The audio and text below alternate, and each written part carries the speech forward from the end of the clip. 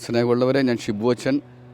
അച്ഛൻ്റെ കൂടെ +2 പഠിക്കുമ്പോൾ മുതൽ യാത്ര ചെയ്തിട്ടുള്ള അച്ഛനാണ്. GC യൂത്ത് അച്ഛനായതുകൊണ്ട് വന്ന സമയം മുതൽ വളരെ നിഷ്കളങ്കമായിട്ട് നടന്ന, വളരെ പിറകിൽ നടക്കാൻ ശ്രമിച്ച, പാട്ടുപാടി ദൈവത്തെ സ്തുതിച്ച, ആരാധനയിലൊക്കെ നിന്നൊരു അച്ഛനെയാണ്.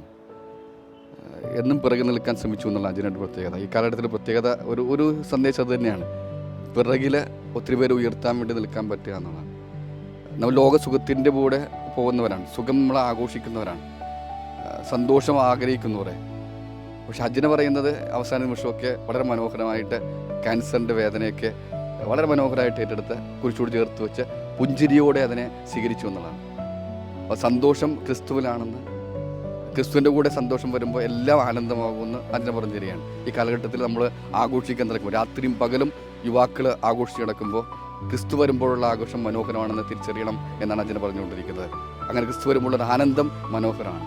ഈ ആനന്ദം ആർക്കും എടുത്തു കളയാൻ പറ്റത്തില്ല.